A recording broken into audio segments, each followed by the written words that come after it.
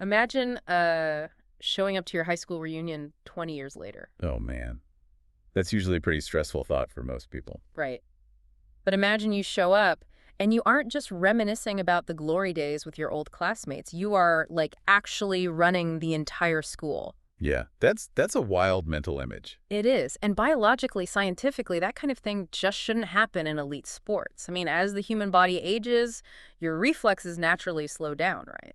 Yeah, absolutely. Muscle recovery takes a lot longer. Exactly. Your raw explosive acceleration drops off a cliff. It's just human physiology. Right. Yet, what played out yesterday at Arrowhead Stadium in Kansas City completely defied human physiology. So welcome to this deep dive. Glad to be here for this one. Because if you are joining us today, you are likely trying to process exactly what we just witnessed in the opening matches of the 2026 World Cup. And we have compiled a massive stack of sources for you. Yeah, we've got official match reports, granular statistical breakdowns. Tactical analyses from the sidelines, post-match quotes, all from that Group J opener between Argentina and Algeria. And honestly, it is rare that a group stage match forces us to completely reevaluate the limits of athletic longevity. Totally. Because the baseline assumption for any athlete pushing 40 is, well, it's managing decline. Right. Trying to hide their weaknesses. Exactly. But yesterday was not about managing decline at all. It was about absolute dictation of terms. And so the mission for our deep dive today is to really dig into those mechanics. We want to understand how a 38-year-old Lionel Messi just delivered a completely record-shattering performance. It really was. We're going to extract the broader lessons of efficiency, cognitive processing, and, tactical evolution from this historic 3-0 victory. Which is so crucial. Because for you, the listener, understanding how a veteran outmaneuvers younger, faster competition, it reveals a lot about sustained excellence in literally any high-pressure environment. Yeah, whether you're in sports or business or whatever. Exactly.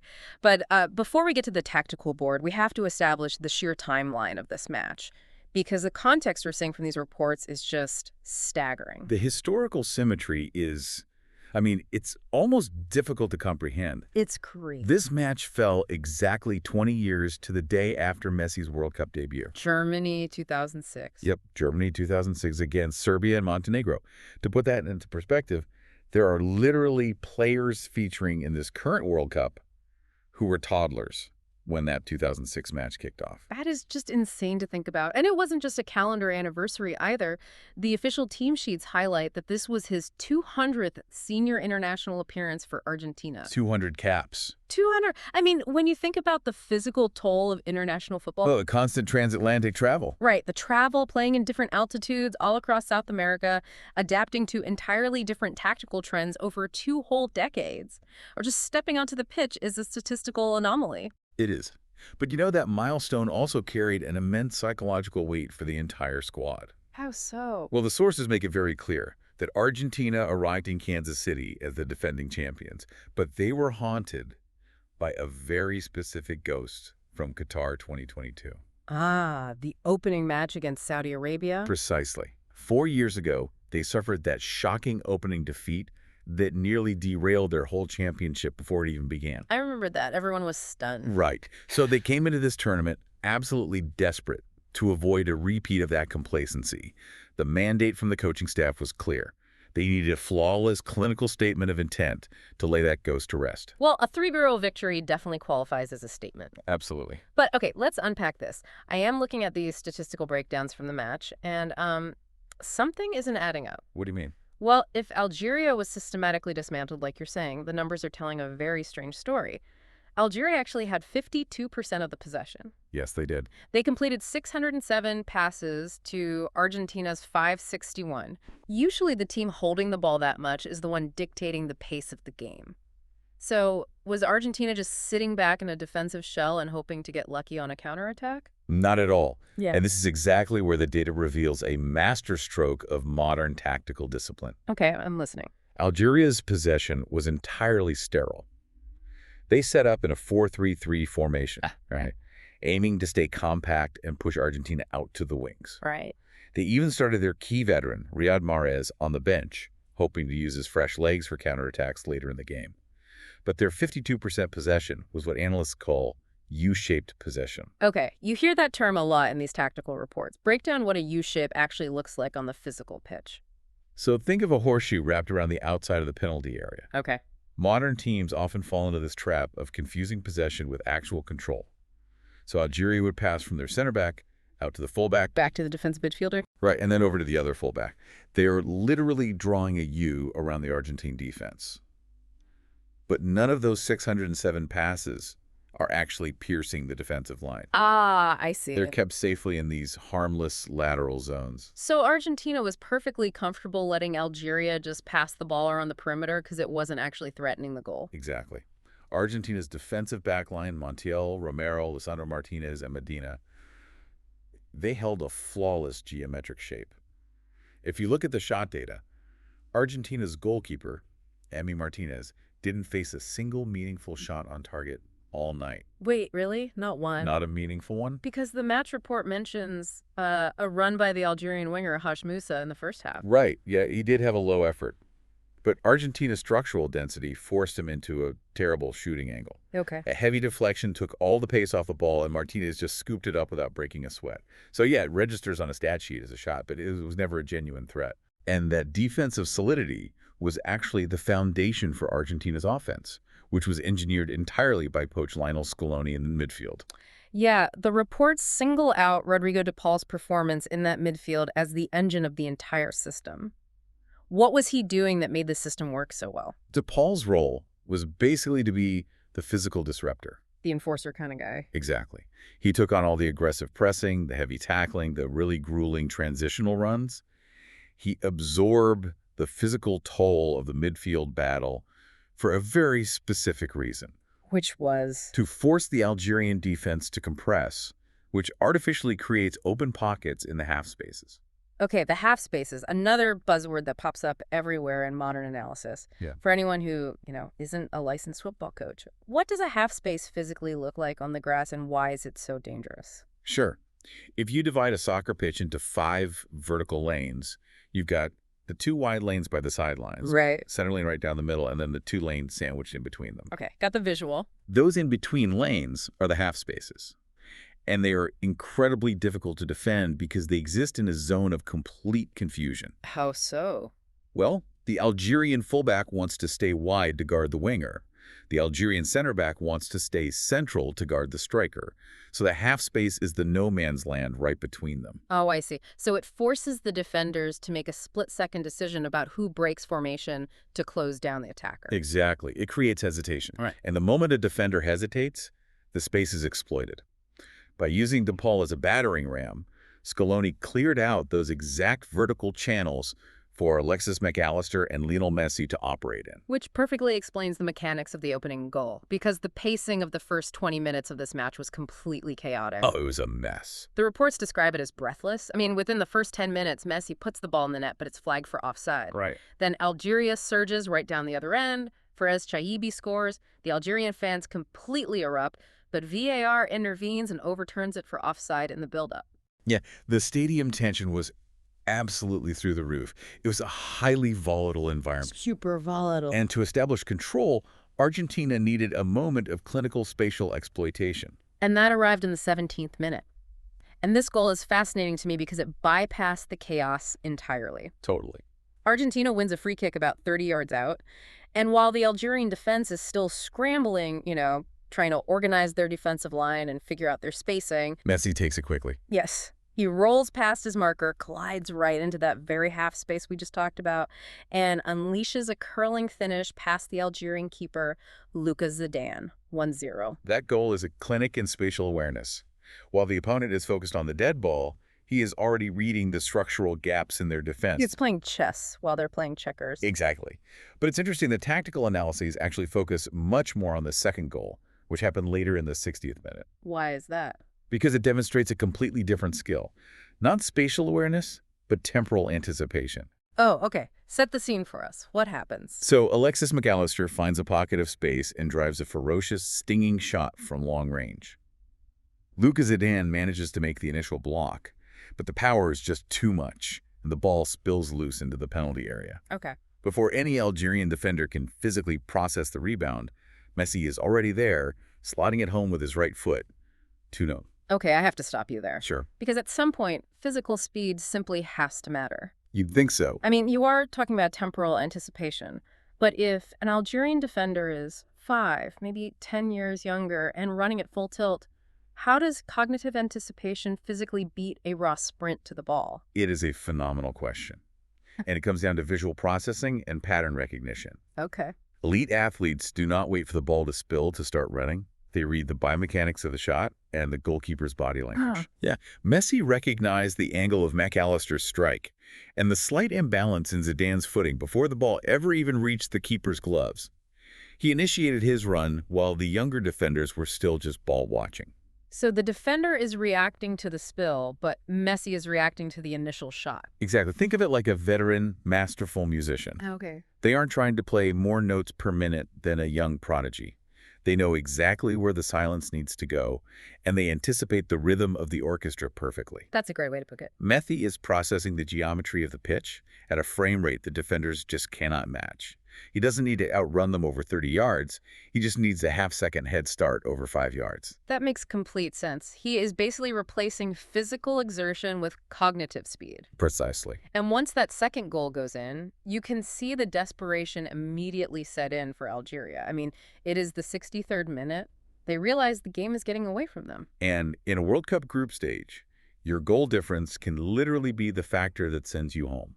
Right, so they have to stop the bleeding, they pull the ripcord, and bring on their big attacking guns, Riyad Mahrez and Houssem Aouar. But in doing so, they completely abandon their compact shape to chase the game. The U-shape is gone. It's gone.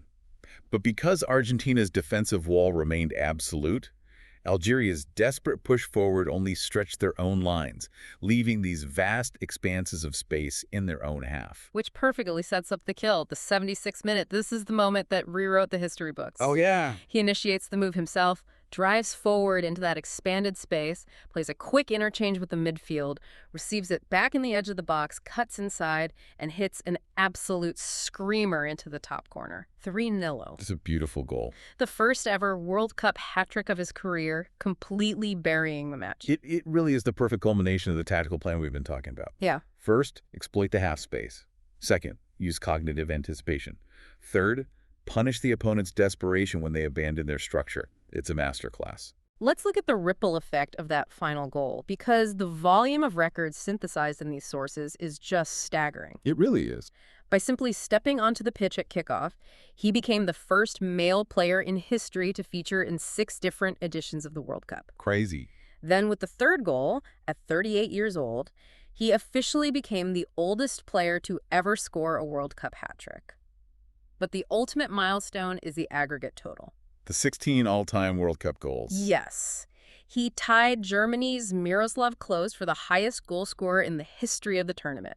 And in the process, he officially leaped past Ronaldo Nazario, who had 15. And Kylian Mbappe, who had 14. Exactly. You know, what is really remarkable about tying Klose's record is how he achieved it. What do you mean? Well, Klose was a traditional striker, a pure target man who relied heavily on service inside the 6-yard box. A poacher, basically. Right. But Messi has matched that output while often operating as a deep-lying playmaker or operating out on the wing for much of his career. It speaks to a frightening shot conversion rate over the last 2 decades. Now, the post-match commentary from the global broadcasters picked up on a really fascinating parallel regarding Mbappe. Oh, yeah. Because on the exact same day that this Kansas City match took place, Kylian Mbappe scored a brilliant brace for France against Senegal. He did. And Erling Haaland also scored a brace for Norway against Iraq. They both had phenomenal, completely dominant performances. But they were entirely eclipsed in the global headlines. Completely overshadowed. It's kind of like the tech industry. It is as if 2 incredibly successful agile tech startups launch brilliant, innovative software platforms on the exact same morning. They do everything right. Right. But on that same afternoon, a legacy tech giant drops a revolutionary, paradigm-shifting device that completely dominates the news cycle.